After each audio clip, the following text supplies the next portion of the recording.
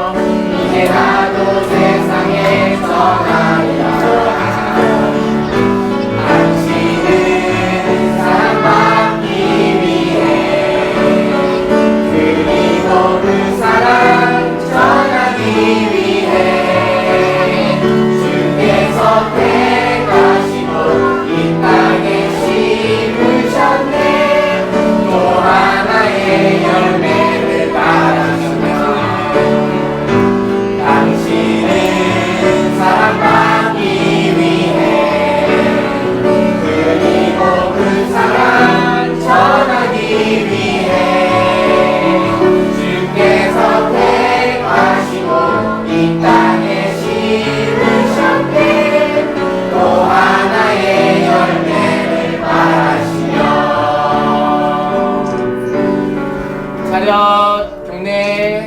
안녕하세요. 이미석 집사입니다.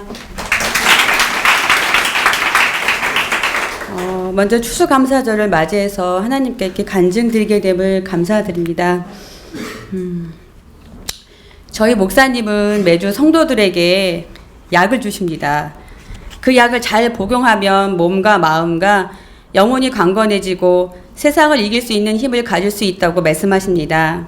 저는 그래서 그 약을 잘 복용하려고 했습니다. 하지만 도저히 써서 먹지 못하는 약이 있었습니다. 그래서 항상 그 약은 빼고 다른 약만 먹었습니다. 놀라셨죠? 목사님께서 약을 주신다고 하셔서 그 약은 바로 구약과 신약이십니다. 도저히 써서 안 먹고 늘상 빼놓는 약이 구약 중에 레이기였습니다. 저는 레이기는 잠이 오지 않을 때 딱 1장에서 2장을 읽습니다. 3장도 넘어가지 않습니다. 바로 잠이 오니까요. 참 읽어보면 읽어볼수록 눈에 힘이 들어가고 그 이야기가 또 그 이야기 같았습니다. 이 지겨운 말씀 왜 기록하신 거지? 제사장만 알면 될 것 같은데 나하고는 좀 먼 이야기 같았어요. 그런데 저는 수요일 예배 때 그 모세오경을 서로 한 장씩 읽어가면서 제가 알지 못하던 부분을 깨닫기 시작했습니다. 잠시 모세오경은 창세기, 출애굽기, 레위기, 민수기, 신명기입니다. 저도 읽으면서 알게 되었습니다. 특히 레위기의 그 지겨웠던 제사법 중 번제, 소제, 화목제, 속죄제, 속건제 중 충격으로 와닿았던 것이 속건제였습니다. 범죄한 대상에 따라 범한 물건의 5분의 1을 더 내야 된다는 것에 놀랐습니다. 예를 들어 제가 피아노나 마이크를 망가뜨리면 그 물건에 또 물건값 더하기 물건의 5분의 1을 더해서 내야 되는 게 속건제라고 하는 말씀에 놀랐습니다. 그리고 매번 죄를 지을 때마다 양이나 소로 그 죄를 대신해야 된다는 제사법에도 놀랐습니다.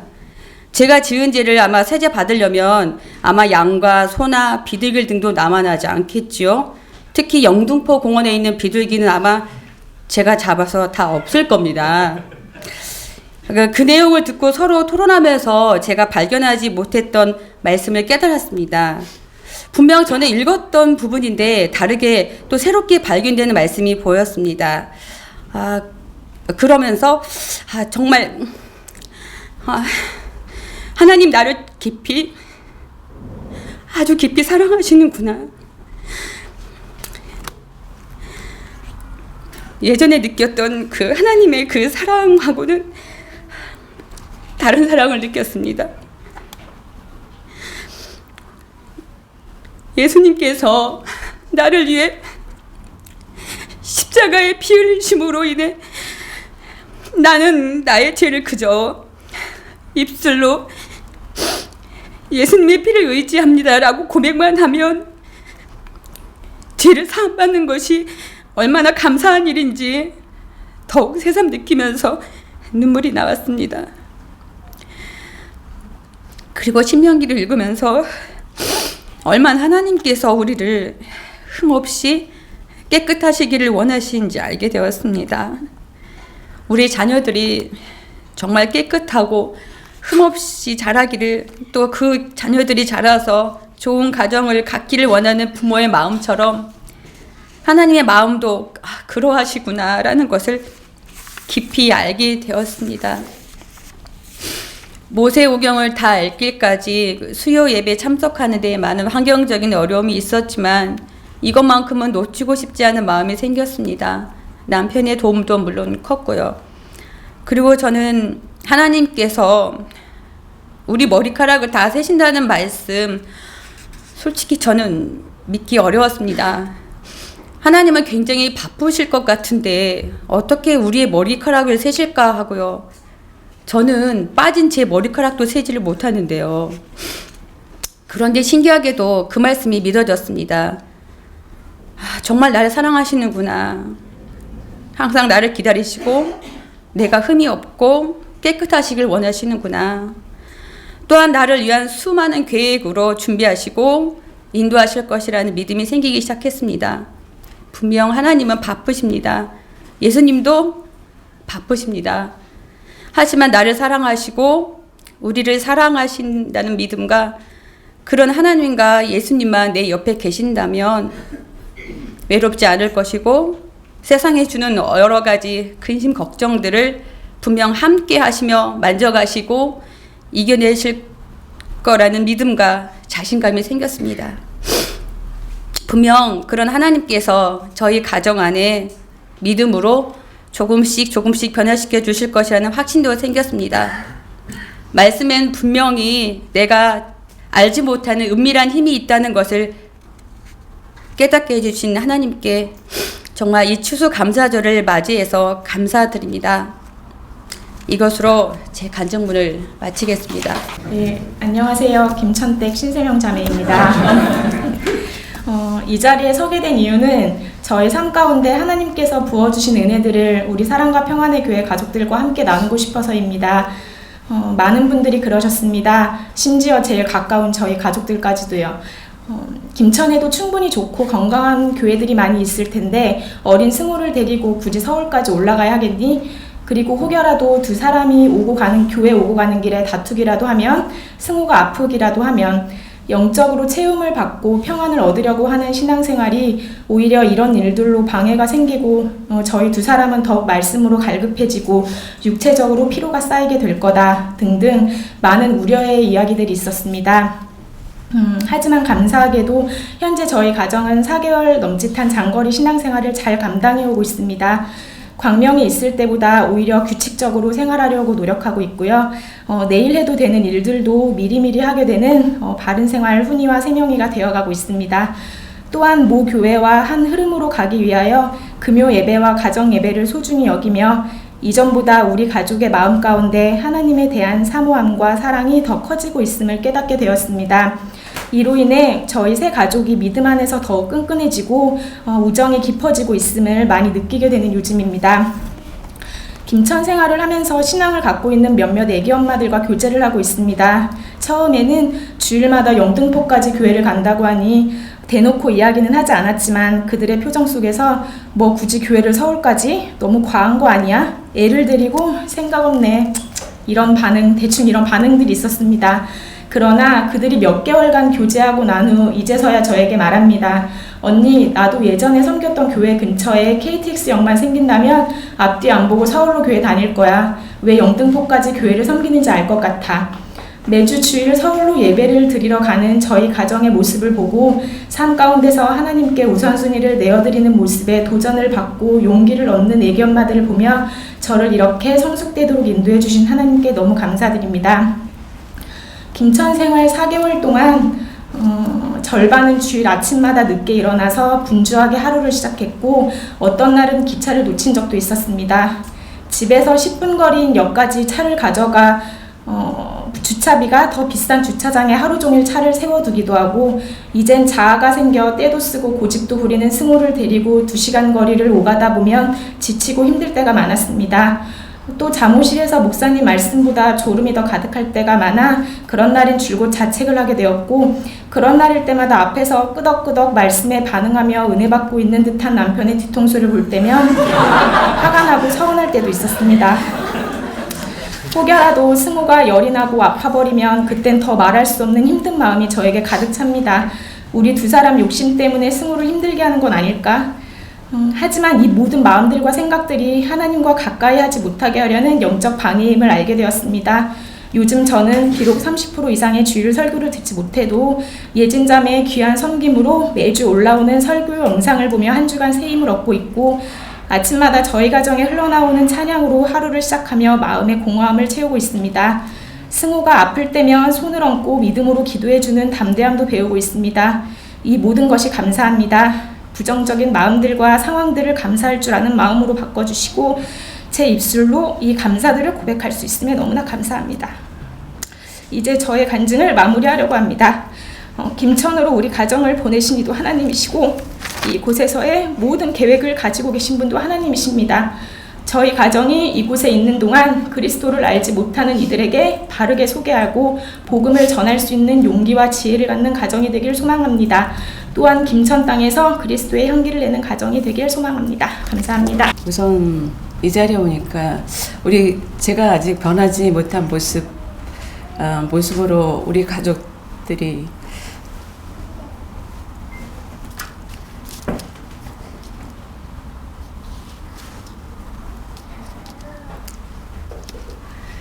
가족들 앞에서 이렇게 간증을 하게 된 거 하나님께 감사드립니다. 저는 3대 독자 아버지와 어머니 사이에서 3남 3녀 6형제 중에서 5번째로 태어났습니다. 저희 가정은 예수를 몰랐고 종교가 없는 무교 집안이었습니다. 자녀 사랑이 특별하신 저희 아버지 덕분에 저는 그 부족함 없이 부유한 가정에서 자랐습니다. 세상적인 게 다 가지고 있다는 이유만으로 교회에 가본 적이 없었고 또 그게 그 안에서 행복이 이런 거구나 라고 느끼며 살게 되었습니다.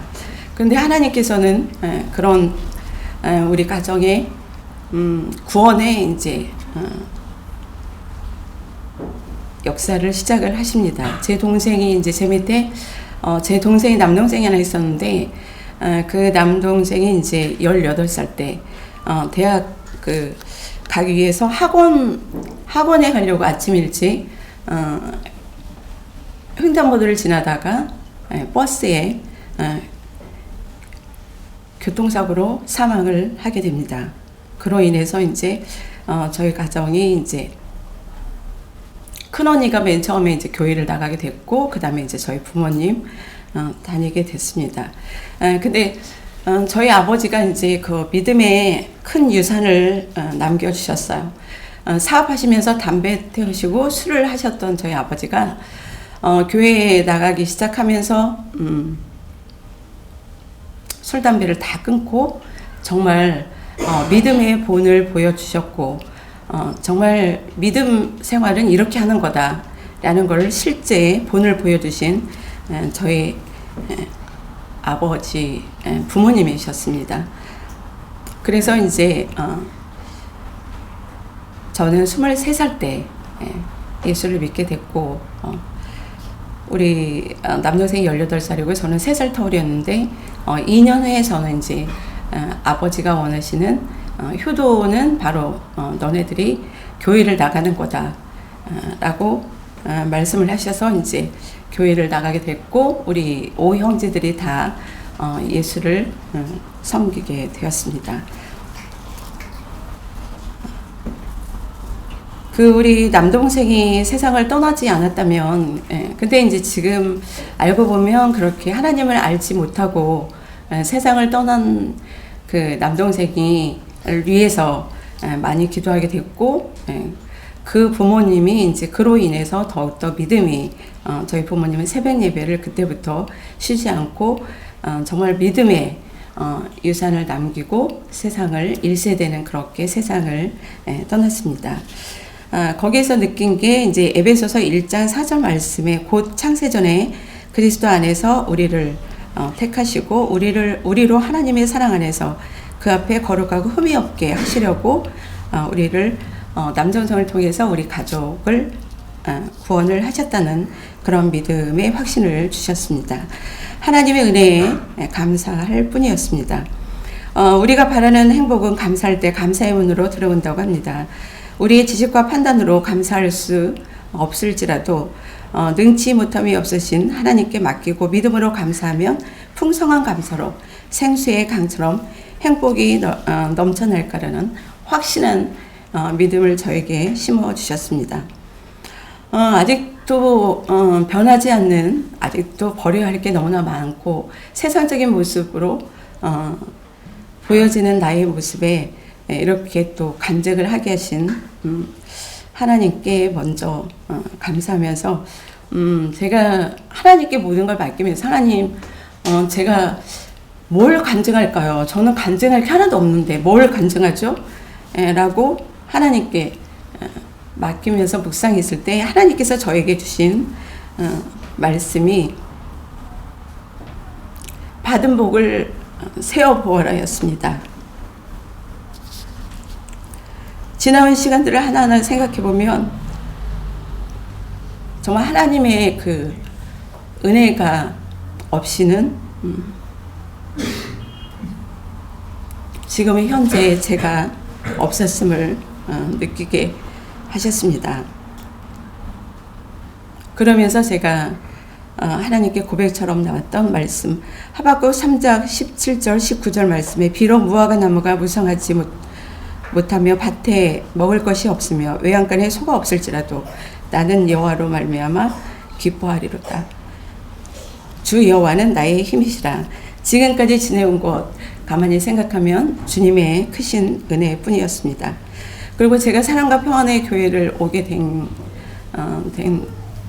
1년이 되어갑니다.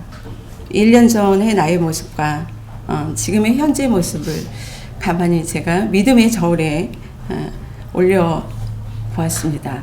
겉으로는 정말 변한 게 하나도 없지만 가슴 속에서는 조금씩 하나님께서 굳건한 믿음으로 하나님께서 채워가심을 느끼게 하셨습니다. 콩나물 시루에 물을 주면 다 흘러버리지만 그 안에 콩나물은 분명코 자라나듯이 믿음 또한 그런 이치가 아닐까 싶었습니다. 2015년도를 시작하면서 제가 사랑과 평안의 교회에서 은혜로 받은 말씀이 있었습니다. 그리고 그 순간 하나님과 은밀하게 제가 약속한 두 가지가 있었습니다. 첫 번째가 예배는 하나님의 축복이라는 말씀, 출애굽기 20장 24절 말씀. 그 말씀을 보면서 제가 저에게 적용을 했습니다. 금요 예배하고 주일 예배는 정말 기쁨으로 성공을 하자 였습니다. 그래서 금요 예배 전에 제가 장로님하고 성경 공부를 하러 나오면서 그때부터 정말 하나님께서 은혜를 주셨습니다. 차는 정말 막혀서 정말 긴 시간을 오지만 그때부터 정말 하나님을 의지하게 하셨고 또 하나님의 말씀을 암송하게 하셨고 정말 그렇게 하나님께서 은혜를 물붓듯이 부어주셨습니다. 그리고 금요 이제 기도를 마치고 집에 가는 발걸음은 영적으로 풍성함을 느끼게 해주셨습니다. 이 두 가지 그리고 믿음의 예배는 하나님이 두 번째는 믿음의 예배는 하나님이 기뻐하신다. 히브리서 11장 6절 말씀. 그리고 저 자신에게 적용한 게 신앙생활의 연수가 늘어날수록 머릿속에 담아두는 말씀이 아니라 심장에 반응하는 그런 말씀을 사모하자였습니다.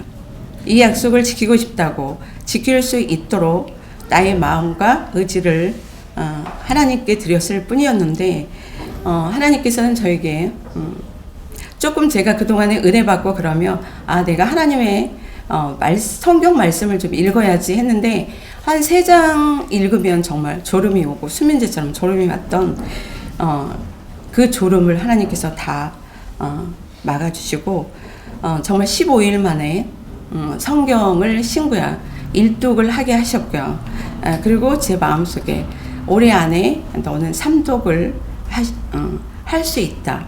이런 하나님의 믿음을 주셨습니다. 그리고 남편의 이제 일을 통해서 정말 중보 기도를 하나님께서 그 능력으로 체험하게 하셨습니다. 정말 살아계신 하나님은 살아계시고 살아계신 하나님을 이 시간을 통해서 찬양합니다. 아직도 내게는 버려야 할 것이 너무나 많고 성령의 불로 태워야 할 부분들이 너무나 많은 죄인입니다. 그 어린 양이 흘리신 보배로운 피로 말미암아 저는 조금씩 보이지 않지만 변해가고 또 변해가게 하나님께서 만들어 주셨습니다. 그리고 저희 가정이 깨어졌었어요. 사실은. 그랬다가 10년 만에 저희 남편이 앞에 있지만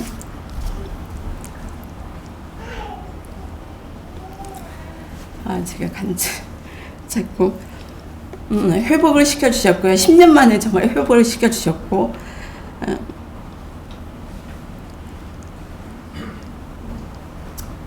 시간이 너무 많이 기네요. 다음에 제가 울컥해서 할 말은 많은데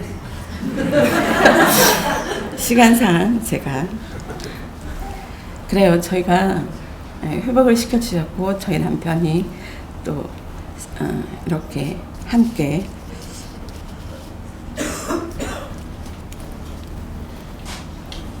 하여튼 우리 가족이 이렇게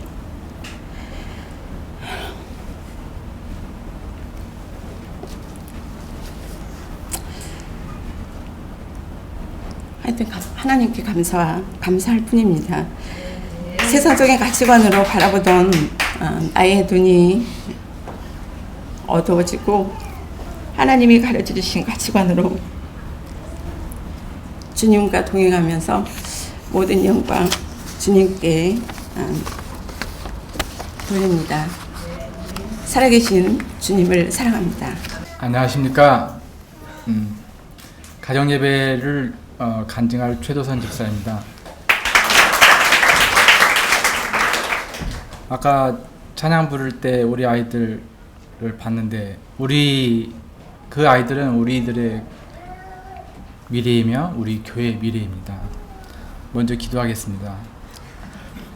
하나님 감사합니다. 하나님께서 저희 교회 모든 성도분들 마음에 아름다운 가정 세워 나가려는 마음 주심에 감사합니다. 또한 이 길을 하나님께서 예비하심에 감사드립니다.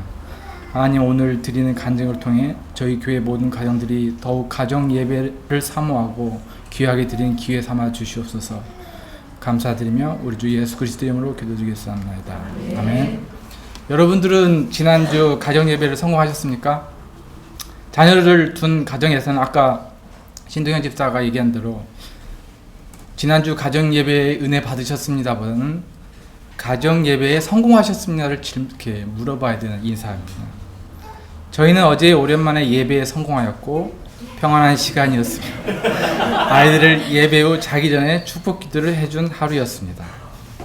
사실 저희도 자녀를 키우면서 가정 예배할 때 예배에 성공하기란 쉽지 않았습니다. 저에게는 특히 그랬습니다. 믿음 생활을 제대로 한 것은 여기 사평교에 온 2006년부터였기 때문입니다. 그때 저희 부부 모두 30대 후반이었습니다. 저희 가정은 큰애 규태가 7살, 영옥이 4살, 갓난쟁이 막내 태우 2살이 되던 2006년 겨울에 사평교회에 출석하기 시작했습니다. 처음 사평교회 올 때 저희 가정은 상처투성이었습니다. 그 당시에는 외적으로는 제가 대기업에 다니는 어떻게 보면 부러운 가정이었지만 실제 저희 가정 속에 들어가면 그렇지 않았습니다. 규태 이후에 큰애가 불우 사고로 죽었고 그 마음에 무거운 짐을 짊어진 우리 부부였습니다. 그 후에 특히 아내는 쇠자녀를 출산하고 주위에 시댁이나 친족이 멀어 주변 도움이 없이 홀로 쇠자녀를 키우는 상황이었습니다. 하루 내내 자녀 양육에 지쳐 아내와 늦게 들어오는 저와 대화의 단절이 되었으며 저는 아내에게 무엇이 필요한지 모르는 먹석이었습니다. 회사 일에 매여 회사 일을 집에 가져와 일을 하기도 하고 또한 토요일 오후 2시에서 5시 사이는 일주일의 피로를 풀기 위해서 오침을 즐기는 자녀 양육에는 약간 소홀한 강 큰 남자였습니다. 금요 예배 및 메스 앱을 통해 은혜를 받은 후 저 자신의 은혜의 사모함과 자녀 양육에 힘든 아내에게 신앙의 절실함을 깨닫고 수요 예배, 금요 예배를 함께 다니려고 노력했습니다. 이것이 잘못된 것을 모른 채 말입니다. 남자들은 잘 모릅니다. 저도 모릅니다. 잘. 그것은 왜 그러냐면 수요 예배와 금요 예배를 위해 2시간에서 도로에서 정체 중에 아이들을 돌봐야 되는 아내의 상황을 체감하지 못했기 때문입니다. 아이들이 오면서 오줌 싸야 되고 똥 싸야 되고 설사하고 배고프다 그런 것들을 다 뒤에서 감당해야 됐습니다. 그리고 또한 그 당시 아내만을 교회에 보내고 제가 아이들을 보는 것이 필요했는데 목사님도 그렇게 권고를 하셨는데 아이 셋을 저 혼자 보기에는 너무 버겁고 두렵고 아이 양육 방법을 모르는 저에게는 좀 어려웠습니다. 그리고 또한 저의 영적 욕심으로 그렇게 하지 못했습니다. 이번 기회를 통해 회개하며 아내에게 용서를 빕니다. 우리 가정의 가정 예배 역사는 2008년 목사님의 권유로 시작되었습니다. 가정 예배를 해본 적이 없던 저에게 큰 부담이었습니다. 성경도 알지도 못하고 제자 양육을 받는 와중이었지만은 거기에서는 이제 교제를 하고 있었는데 그것을 아이들한테 어떻게 할까 그런 고민도 있었습니다. 특히 아내와 대화 단절과 자녀에 대한 동참 부족 등으로 아내에게 신뢰감이 떨어진 상태에서 아이들이 자라면서 아빠와 함께한 시간이 부족한 터라 아이들에게도 아빠의 신뢰감이 떨어진 상태였습니다. 특히 지금 용인에 살고 있는데 그 땅을 빚으로 산 상태에서 빚에 의한 부부싸움이 말다툼으로 번지고 거기에 아내와 아이들에게 아빠에 대한 부정적 시각을 깊어져 갔었습니다. 이때 가정예배를 하게 되었고 첫 가정예배는 그날 무엇을 했는지 모르겠지만 예배에 성공을 하여 하나님의 은혜를 주셔서 우리 가족이 다 감동받고 서로 부둥켜 안고 울고 울었습니다. 이후에 저는 가정예배를 우리 교회의 성공적인 성경 공부 교재인 하나님은 누구신가, 우리는 무엇을 믿는가 등 교재를 이용하여 아들과 가정예배를 하기 시작했습니다. 어떻게 보면 어려운 교재였습니다. 예배를 은혜롭게 하는 방법을 모르는 저는 아이들에게 결국은 성경 공부 훈련을 강요하고 있었던 것입니다. 아이들은 서서히 실증을 내었고 아내는 이러한 이유로 불만을 표출하기 시작했습니다. 저는 자녀와 아내의 의견을 받아들여 회의도 하고 해서 아내의 의견을 받아들여 잠언을 읽고 기도하고 또는 그 주의 암송 말씀 구절을 암송하고 기도하고 끝내기도 하고 다양한 방법으로 시도했지만 형식이 저에게 얽매여 있기 때문에 하루아침에 변하지는 않았습니다. 더욱이 가장 큰 것은 가족의 신뢰가 쌓이지 않은 상태에서 예배가 성공하지는 못하게 돼 있었습니다. 우리는 작년 2월 경제적 어려운 상황에서도 카렌 선교를 선택했습니다. 이 또한 저의 일부 강권으로 선교를 가게 되었습니다.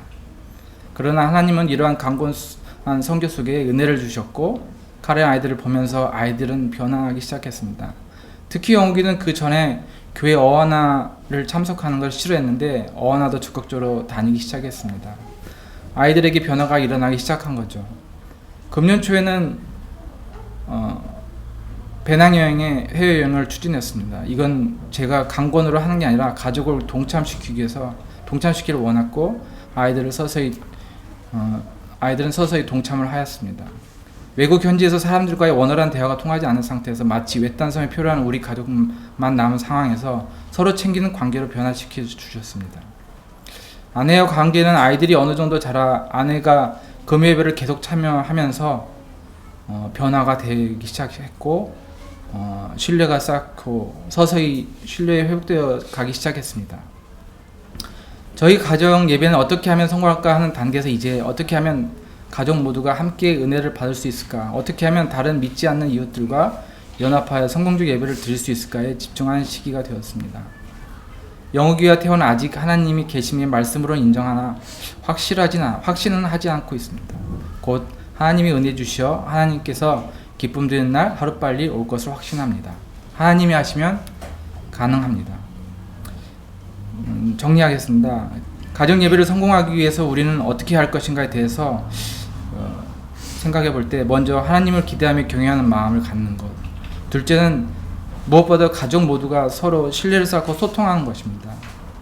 거기에 셋째는 아내는 남편을 존경하고 남편은 아내를 사랑하는 것이 넘치게 하는 것, 넷째는 하나님이 남편에게 주신 제사장의 권능을 잘 사용하도록, 이 부분에서는 아내의 조력이 많이 필요합니다. 가정의 축복권을 제사장에게 주셨으니 우리는 그것을 필히 사용해야 됩니다. 집의 가장이나 아빠 여러분, 그것이 하나님이 주신 은혜요 능력임을 알고 사용합시다. 그리고 아내 여러분, 합력하여 선을 이루는데 선으로 조력해 주시기를 부탁드립니다. 다섯째, 부모가 된 자들이 믿음의 아버지 어머니로서 적극 예배에 참여해야 됩니다. 한 분이 참여하지 못할 경우는 그분을 존중하고 그분에 대해서도 축복해 주는 것이 필요합니다. 아까 시도현 집사가 얘기한 대로 저희도 마찬가지로 이 예배를 통해서, 가정 예배를 통해서 자녀가 하나님의 말씀과 올바른 부모 서열을 잘 알게 되고 신뢰가 점점 자녀 간의 소통과 회복이 일어나고 있습니다. 이번 간증 준비하면서 더욱 가정 예배의 축복의 비밀을 묵상 중에 깨달았습니다. 하나님께서는 모세를 통해 육신적 종되었던 이들을 3일 만에 가나안 땅으로 인도하시려 했으나 불순종으로 40년 넘게 가나안 땅에 40년이 넘어 가나안 땅에 입성하였습니다. 죄의 종되었던 우리를 예수 그리스도의 피로 말미암아 단번에 자유케 하였으나 우리의 불순종의 시간만큼 천국의 문의 열쇠를 취하는 시간은 길어집니다. 신명기 4장 10절에 하나님께서 백성들에게 내 말을 들려주어 그들이 세상에 사는 날 나를 경외함을 배우게 하며 그 자녀에게 가르치게 하리라 하시매, 이 말씀으로 우리는 가정예배에 필요한 드리는 이유는 신명기 4장 10절에 이를 통해서 복을 받고 자녀 교육하기에 유익한 것을 먼저가 아니라 우리 그리스도의 복음이 감사하며 그것을 마음에 새기고 하나님을 경외하여 자녀에게 가르치길 명하심을 따라 준행하게 하신 하나님의 미리 준비된 예배임을 깨닫고 간직해야 된다는 것입니다.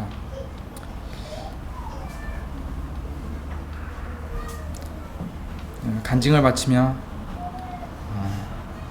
기도합니다.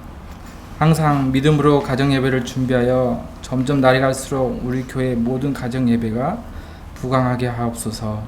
하나님 감사드리며 예수 그리스도의 이름으로 기도드리겠습니다. 아멘. 할렐루야. 저 조아라 집사입니다. 말라기 3장 10절만 기억하셔도 제 간증은 그냥 끝날 것 같은데요. 인도하신 내 인생의 선한 목자 되신 주님의 이름을 찬양하며 간증하고자 합니다. 사랑하는 평안의 교회 성도가 된 지 벌써 10여 년이 되어갑니다. 초등학교 6학년 겨울쯤부터 교회 다녔습니다. 중학교 때 11조 설교를 듣고 부모님께서 주신 용돈에서 11조를 시작했습니다. 하나님께 대한 저의 믿음의 고백이 11조가 아니라 11조를 하면 하나님께서 갑절로 갚아주신다는 말씀에 매료되어 하게 되었습니다. 목사님 말씀은 내 삶 가운데 바로바로 이루어졌습니다. 11조 시작하면서 저의 용돈은 신기하게도 점점 많아지는 경험을 하게 되었습니다. 대학생 때 어머님이 주신 생활비 겸 용돈의 단위가 커졌을 때 조금의 망설임이 있었지만 하나님께서 책임주시리라 믿고 11조를 철저히 구별하여 헌금했습니다. 헌금으로 구별한 돈은 차비가 부족해서 남에게 빌릴지언정 건드리지 않았고 레슨비를 받게 되면 돈을 사용하기 전 11조를 항상 먼저 구별하였습니다. 1999년 대학을 졸업하던 해의 새 말씀은 마태복음 6장 33절 말씀, 그런즉 너희는 먼저 그의 나라와 그의 의를 구하라. 그리하면 이 모든 것을 너희에게 더하시리라. 당시 거주하고 있던 인천에서 경기도 포천 쪽 2-3시간 거리에 있는 미자리 교회에 나가게 되었고, 작은 교회를 섬기는 것이 먼저 그 나라와 의를 구하는 일인 줄 알고 신앙생활을 했습니다. 무슨 뜻인지도 모르고 방언을 하게 되었고, 성대 결절로 고생하던 저는 어느 순간부터 찬양할 수 있게 되어 성가대로 헌신도 하였습니다. 저의 졸업하던 해가 1999년인데 IMF 다음 해인지라 취업이 어려웠던 해였습니다. 미술학원을 하던 큰언니가 제가 졸업하던 피아노 학원을 개원해서 취업을 하게 되었습니다. 그러나 2년이 흐른 뒤 다른 일자리를 찾게 되었고 3개월 또는 6개월 등 일자리를 여러 번 바꾸며 일하게 되었고 생활의 형편은 더욱 어려웠습니다. 자취방 월세 내고 생활비 제하고 나면 제로이거나 빌려서 살아야 했습니다. 헌금을 줄여야 할까도 고민스러웠지만 일정 부분은 항상 구별하여 헌금했습니다. 예배 때 헌금 없이 나올 때는 몸밖에 드릴 것 없다는 찬양의 가사처럼 하나님께 더 간절히 물질의 축복 주시라고 간절히 기도했던 것 같습니다. 사랑과 평안의 교회를 소개받은 것은 2004년이었고 정식으로 교회 출석한 해는 2005년이었습니다. 여러 직업을 택하면서 직업을 할 때 우선순위는 주일 예배였습니다. 예배 나올 수 있는 조건의 일자리를 찾았습니다. 금요 예배를 드릴 수 없는 상황의 일터는 과감히 포기하고 다른 일자리를 찾았습니다. 목사님께서 금요 예배 3년만 꾸준히 드린다면 여러분의 삶은 변화된다고 호언장담하는 말씀이 동기가 되었습니다. 말씀과 기도 생활이 얼마나 중요한지 늘상 강조하셨습니다. 박 목사님의 하나님은 살아계시는데 제가 구원을 받은 것은 확실한지 하나님의 딸이 맞는지 의심하기 수없이 반복했던 것 같습니다. 의심하면서도 변화될 수 있다고 하니 저의 가난이 해결되길 바라면서 믿음의 자녀답게 살아보려고 노력했습니다. 육신이 지칠 때는 저의 마음 가는 대로 방황도 했습니다. 그러나 기도해 주시는 목사님과 공동체 식구들의 기도와 관심 속에 다시 시작하고 여러 번의 시행착오를 겪었습니다. 수련회비가 없어 목사님께서 대신 내주셔서 참석하기도 했습니다. 돈 없었지만 교회에서 태국 선교를 간다는 말을 듣고 후원 편지를 써서 매년 다녀오곤 했습니다. 다수의 청년들과 집사님들의 도네이션으로 태국 선교에 자주 참석하게 되었지요. 태국 선교를 다녀오면 늘상 하나님께서 선물을 주셨습니다.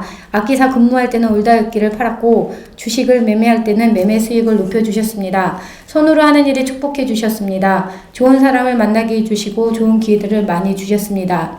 2010년쯤 고등학교 동창이 서울에 있다는 말을 듣고 만나게 되었습니다. 이혼을 하고 서울에 와서 우울증으로 바깥 출입을 안 하고 있던 친구였습니다.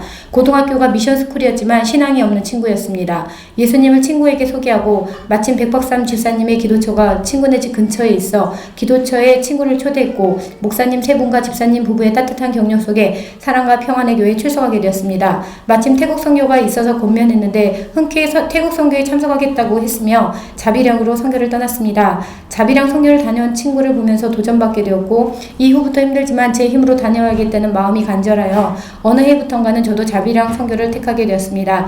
태국 선교를 다녀온 친구는 문신을 직업으로 하겠다던 마음이 바뀌어 다른 직업을 찾았고 비상장 주식 딜러라는 직업을 갖게 되었습니다. 몇 달 뒤 돈을 많이 벌었다며 자신의 직업을 저에게 소개하며 저에게도 직업을 권했습니다.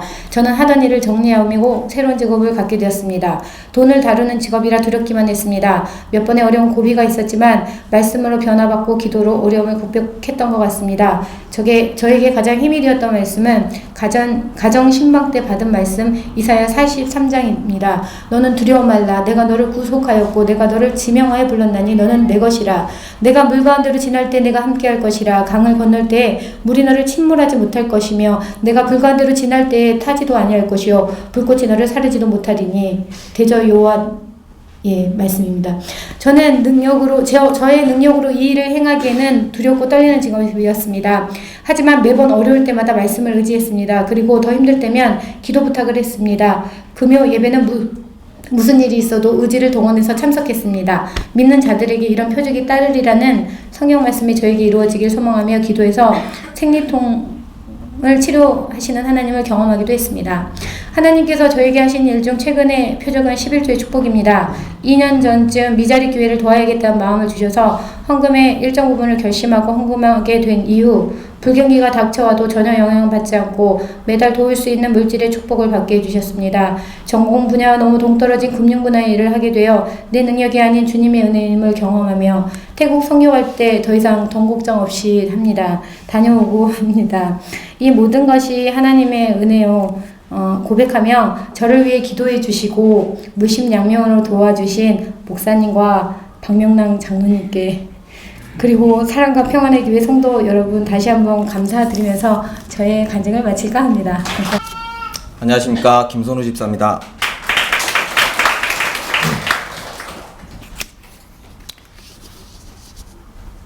저는 올 한 해 예배와 말씀을 통해서 제가 경험한 하나님을 이 시간을 통해서 간증하고 싶습니다.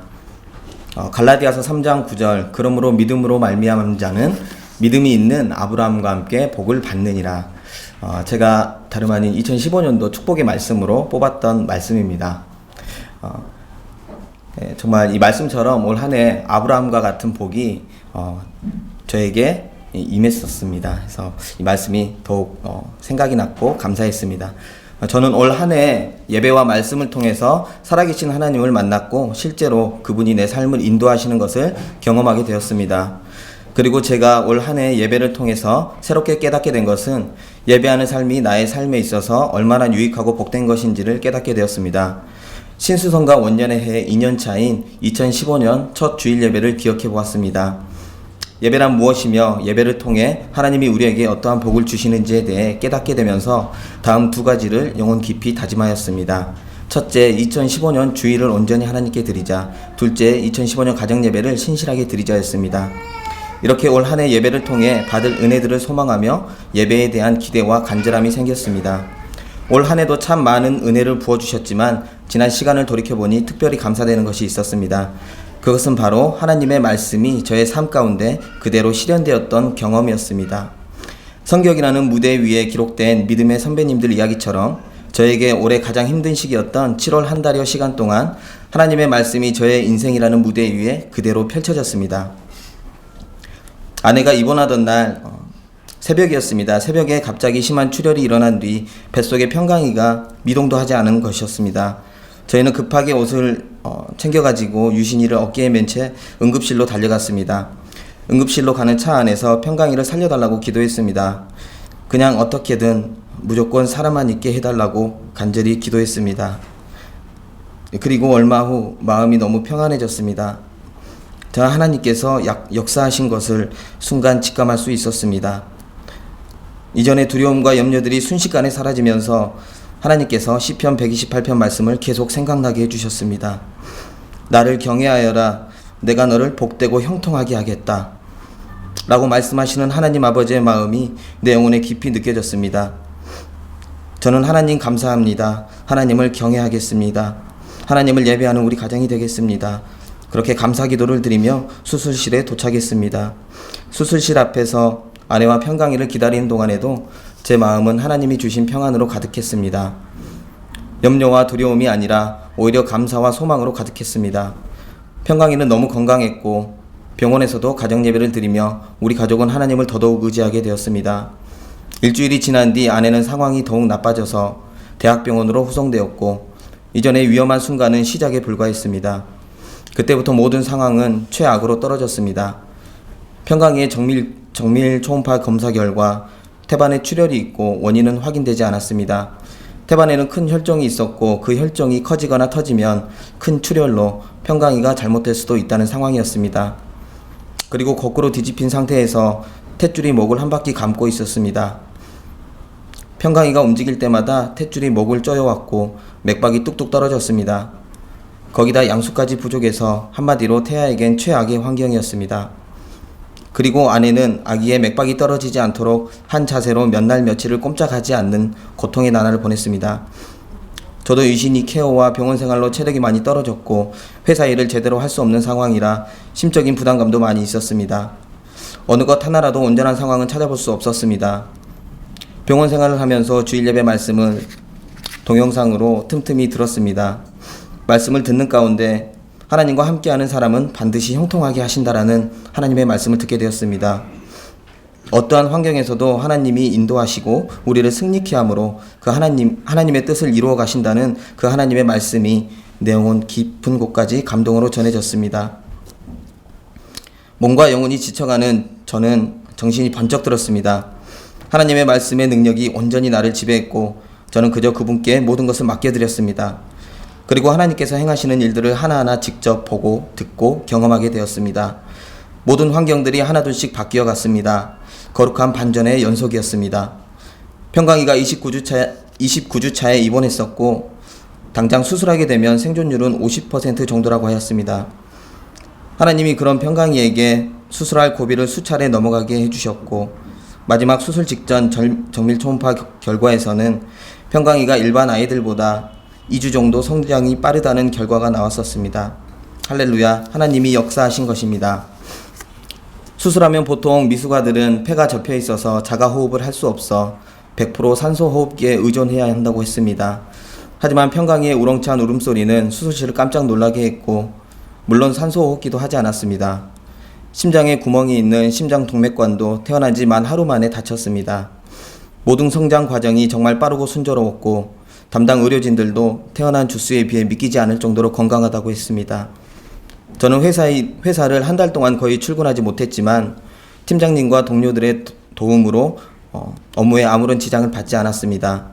유신이도 여러 사람들의 도움으로 잘 지냈습니다. 저희 부부는 고난을 통해 하나님의 은혜를 경험할 뿐만 아니라 그 어디에서도 느껴보지 못했던 공동체의 따뜻한 사랑도 경험하게 되었습니다. 힘든 순간마다 저에게 큰 힘이 되었던 것은 바로 여기 계신 목사님을 포함한 여러분 모두의 중보기도와 뜨거운 사랑이었습니다. 카톡방에 올려주신 중보기도를 볼 때마다 하나님과 여러분의 사랑이 느껴졌고 영혼에 힘이 생기고 감사함에 눈물이 쏟아지기도 했습니다. 힘내라며 따뜻한 밥 한 끼 먹여주고 싶으신 부모님 같은 목사님의 마음과 유신이가 힘들까봐 데려가서 돌봐주신다던 성도 여러분들의 마음, 병원비까지 염려해 주시며 한 가족이나 다름없는 깊고 진한 사랑의 마음들이 저와 아내에게는 그 무엇보다도 감사하고 큰 힘이 되었습니다. 평강이는 바로 그 사랑의 결실인 것입니다.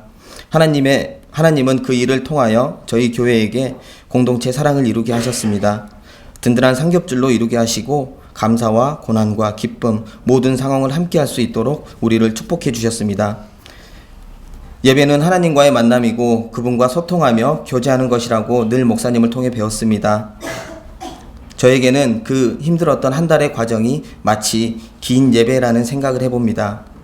먹고 마실 때도 잠을 잘 때도 그냥 길을 걸을 때도 온종일 하나님과 함께 했었고 모든 순간순간마다 하나님을 신뢰하는 시간들이었기 때문입니다. 하나님을 온전히 의지하는 삶, 하나님과 함께하는 일상들이 마치 그 삶의 모습 자체가 예배 같았습니다. 저는 그 예배를 통해 하나님이 살아계신 것과 나와 함께 계신다는 것을 그 사실을 더욱 확신하게 되었습니다. 비록 몸은 지치고 힘들었던 시간이었지만 하나님과 깊게 교제했던 제 인생의 가장 행복한 예배였습니다.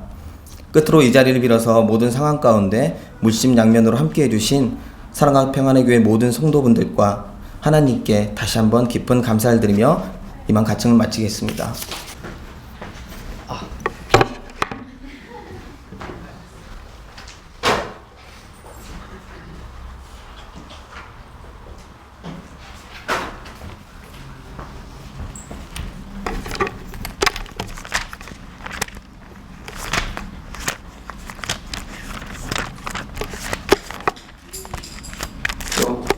마가복음 1절에서 5절까지 읽겠습니다. 마가복음 1장 1절에서 5절 말씀입니다. 2장 1절에서 5절 말씀입니다. 수요일에 예수께서 다시 가버나움에 들어가시니 집에 계시다는 소문이 들린지라 많은 사람이 모여서 문 앞까지도 들어설 자리가 없게 되었는데 예수께서 그들에게 또 말씀을 하시더니 사람들이 한 중풍병자를 네 사람에게 메어가지고 예수께로 올세 무리들 때문에 예수께 데려갈 수 없으므로 그 계신 곳에 지붕을 뜯어 구멍을 내고 중풍병자가 누운 상을 달아내리니 예수께서 그들의 믿음을 보시고 중풍병자에게 이르시되 작은 자야 내 죄 사함을 받았느니라 하시니 그 마가복음을 제가 잠시 이걸 영어로 잠시 하다가 마가복음 굉장히 많이 보게 됐었는데 그 앞부분만 이렇게 못 이렇게 외웠었는데 그때 이 부분을 통해서 제가 말씀의 능력을 받게 되었습니다. 우리는 평소 살면서 굉장히 유명한 명언들이 많지 않습니까? 뭐 남들 눈치 보지 말고 그런 굉장히 위로의 언어들이 굉장히 많았습니다.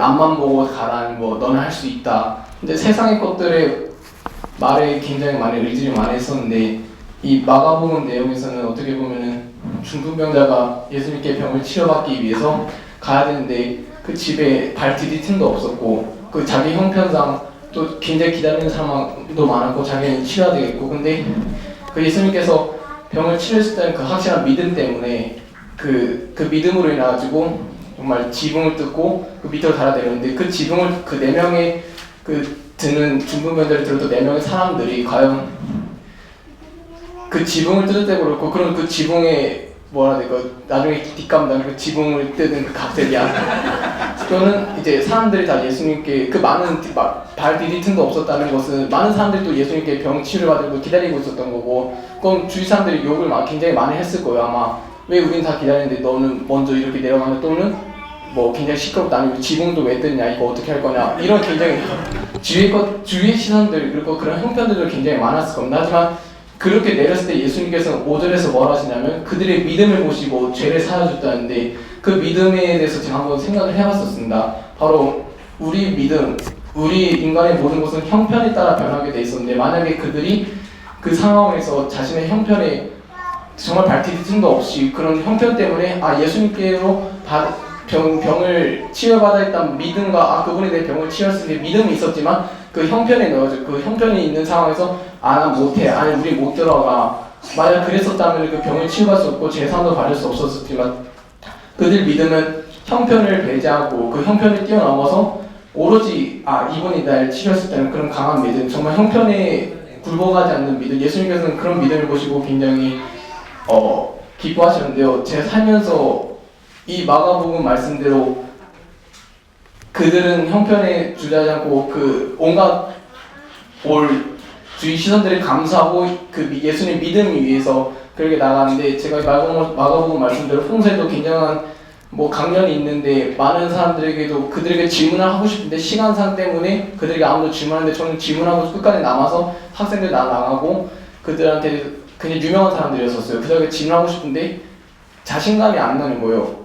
또 주위 학생들도 뭐라고 왜 니만 특별히 또 다 가는데 그런 시선들도 있을 거 해가지고 근데 그럴 때 세상의 말들을 떠올려봤어요. 아니다 니 후회하지 말고 후회할 거 하지 말고 니 하고 싶은 그들을 밀고 나가라 이런 세상의 어조들은 저한테 힘을 못 줬는데 마가복음의 1장에서 5절 중풍병자를 들었던 4명의 그 사람들의 마음들을 제가 그대로 받아들이니까 만약 그들이 형편 때문에 굴복했다면은 예수님께서 치유해준 그것도 못 봤을 거고 또 굉장히 후회를 했을 거다. 마치 놀이동산에 가서 나는 저 T익스프레스를 타고 싶은데 주위 형편, 주위 사람들이 야 우리는 청룡열차를 탈 거하고 다 같이 청룡열차를 가는 와중에도 결국은 저는 T익스프레스를 어떻게 하면 탈 수 있을까라는 생각, 그런 결국은 거기를 탈 수 있거라는 강한 믿음은 있지만 형편 때문에 끌려가면서도 그 생각을 하지만 결국 후회로 남게 되잖아요. 하지만 그 마가복음에서는 형편을 뛰어넘어서 그 믿음을 보여주는데 저도 제 자신의 그런 형편 때문에 제가 굉장히 자신감도 잃고 그랬었는데 그 마가복음을 생각하면 말씀의 능력이 있더라고요. 그들의 그 중풍병자를 든 그 4명의 그 사람들의 마음, 그래서 결국 그 중풍병자를 병을 싣고 재산까지 받은 예수님께서 크게 기뻐하신 그 믿음, 그들의 결국 그 마음을 받아들이니까 저에게서 자신감이 생겨나서 아 그들도 정말 이렇게 해서 후회할 짓을 안 했어. 그들도 결국은 그 믿음에서 온갖 것을 감춰서 나도 학생들이 그런 시선을 감사하면 대지하고 그런 정말 말씀 속에 그 말씀의 능력이 제게 와서 자신감도 생겨. 그래서 그렇게 물었던 적도 있고 또 마지막으로 재미있는 에피소드 하나가 제가 학교에서 전도하고 있는 제 친구들이 있어요. 교회는 다닌다고 하지만 이제 그냥 이제 아버지 어머니가 다니니까 대신 성경에 대해서 아예 모르는 애들이 굉장히 많아요. 그래서 그러다 친하게 지내면서 같이 성경 얘기도 하는데 어느 날 어떻게 또 전도할 이야기가 없나 하다가 이제 음식점을 갔는데 깍두기가 다 떨어졌어요. 근데 그 직원한테 배를 눌러서 이거 깍두기 주세요 하기를 굉장히 꺼려하더라고요. 그들이 부끄러워하더라고요. 그래서 제가 아 이거 내가 시킬게 하는 거 아닌데 아 그냥 시키지 마라 쪽팔린다. 그냥 뭐 없는 대로 먹지 하고 있는데 제가 해서 깍두기를 신청하니까 그때 제가 이 마가복음의 말씀을 정했어요. 이 중풍병자 그 마음이 어떻겠냐, 그리고 그 중풍병자에 든 4명의 그 마음, 그리고 그런 형편 있지만 그래도 그 말씀 속에 나는 능력을 얻는다 해서 그렇게 전도를 하고, 그리고 또 아는 후배도 그런 똑같은 일들이 있었는데 거기에 대해서 제가 또 마가복음 결국은 모든 한 이 말이 말씀 속에는 능력이 있는 거, 그 능력이 저에게 자신감을 주고, 하지만 세상의 것들은 저에게 말씀을 줬고 잠시의 용기와 위로는 줬지만 그게 저한테서 정말로 능력을 주지 않았는데 이 성경의 말씀, 이 성경에 나오는 그 사람들의 그 마음을 받은 그 당시 예수님의 향한 그 믿음을 받아들이니까 이게 실상에서 정말 능력이 되고 말씀 속에 능력이 있다. 그리고 그 능력이 이렇게 제가 늘 함께하고, 저는 요즘도 형편에 가로막혀 있고 그래도 이건 해야 되겠는데 라는 일이 있을 때는 항상 이 마가복음 2장을 떠올리거든요. 그러면 그때 자신감이 생기고 후회할 짓 하지 말고 그냥 내가 밀고 나갈까 해야 되겠다. 그 지분값을 어떻게 할 거냐 그런 생각을 다 감수하고 결국은 그 지붕을 뜯고 내렸던 것처럼 그런 말씀 안에서의 모든 하나하나가 다 교훈에 대해서 저에게 힘이 되고 능력이 되니까 요즘은 제가 자신감이 없을 때마다 이 마가복음을 생각하면은 자신감이 생겨서 그들 앞으로 밀고 나가는 게 생기더라고요. 그래서 이 특별하진 않지만 삶 속에서 작은 간증을 해왔습니다. 감사합니다.